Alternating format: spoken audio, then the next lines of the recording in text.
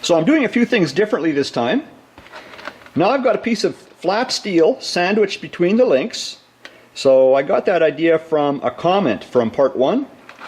So I'm still using Windshield urethane to bond it all together. And also this time I've let it dry longer. So this is about 8 days drying time. So I'm going to use the tractor weights again. So these are 4 weights at 55 pounds each. And also this time I'm also going to include the scale to get a load reference on this test. Okay, I think I've got this set up now. So let's see what happens.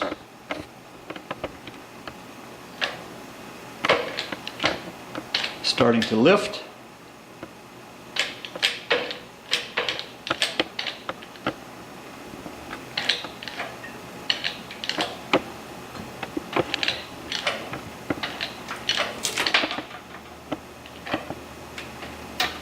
Oh.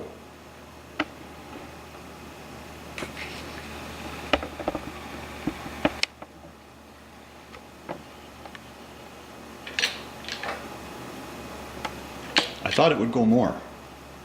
I thought it would go more. That's too bad.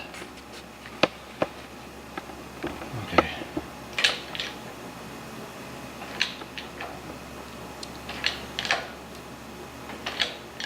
So, showing what, about 30,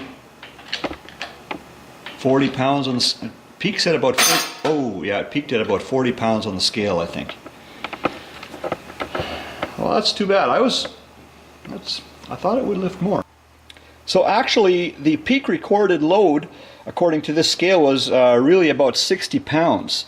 You see this screw right here? And so this would be, according to the scale, 60 pounds here.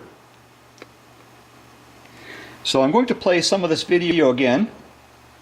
And just before I turn the camera down, it looks like it goes to right in at about 60 pounds.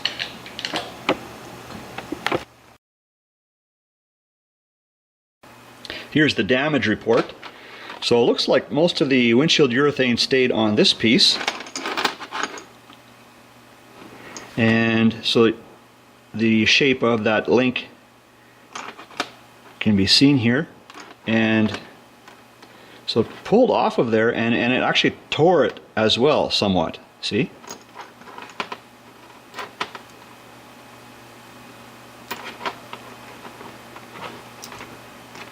But the steel, the flat piece of steel, that stayed intact.